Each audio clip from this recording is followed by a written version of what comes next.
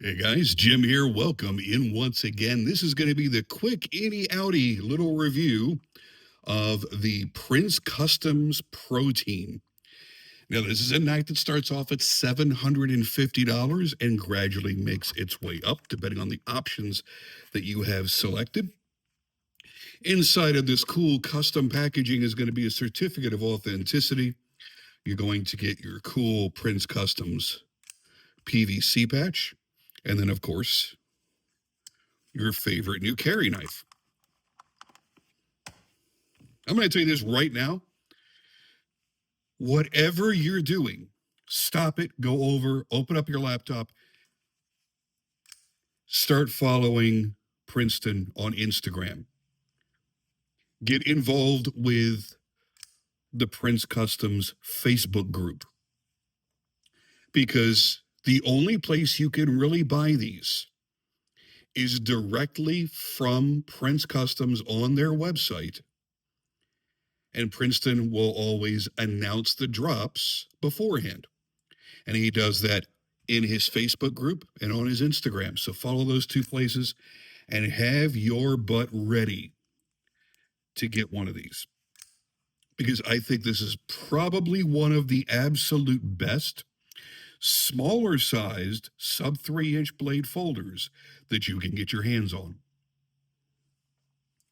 And as a matter of fact, we're going to go ahead and start right there. We're going to get into some specs right now. Your overall length is 7.13 inches with a handle length of 4 inches, and it weighs only 3.5 ounces. So it is very compact.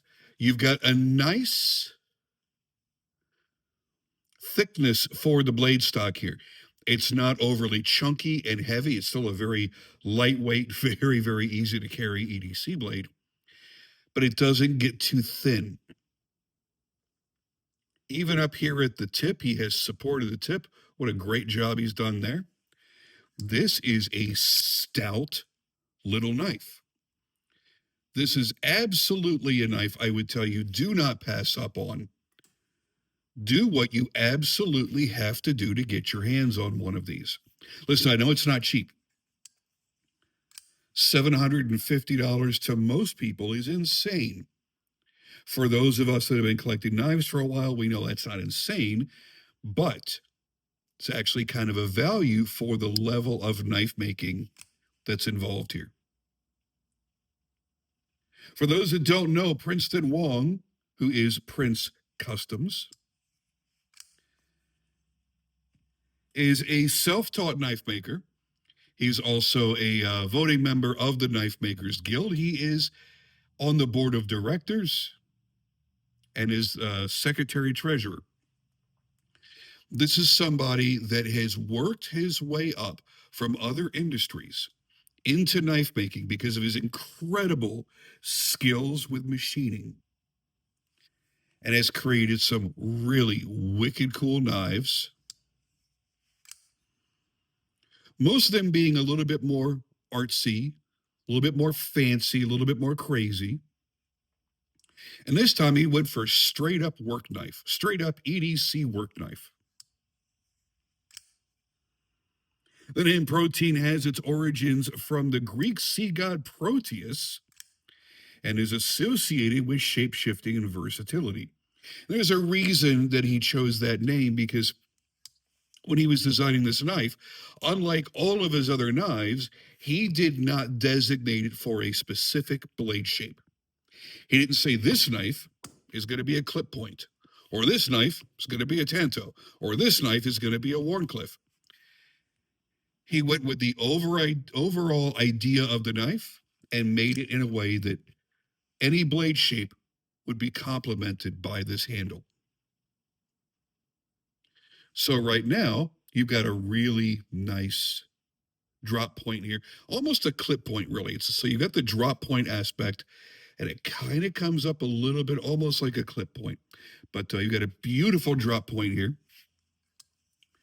that's literally up for any task. The detent is 100% unique. It's done differently than everybody else's. That is not a detent ball way down in there. See if I can shine some light in there. There we go. What he's doing, as I understand it anyway, is that on this lock bar support here, he is milling out of a single monolithic piece of steel, and he is milling this bump to be your detent so that he can set that detent wherever he wants in that Bermuda's triangle right over here, where you have to set the lock, set the detent, and the pivot. And all of these have to be in a very precise place in order for that lock to be very, very strong, in order for that detent to work correctly and not work against you, and for the blade to fly open quickly and close smoothly and quickly as well. Oops.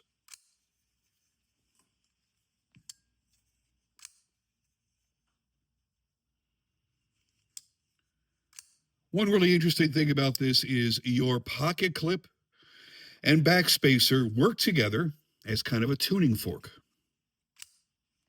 I don't know if you're going to be able to hear this, but I'm going to try anyway. Of course, you can't do it when you're holding the pocket clip.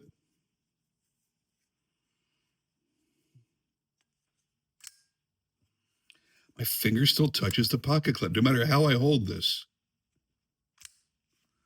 Anyway, if you hold it just right and you don't have your finger on the pocket clip, it'll resonate with a wonderful ping when the blade locks open, and the same thing when it closes. That I think you could hear better.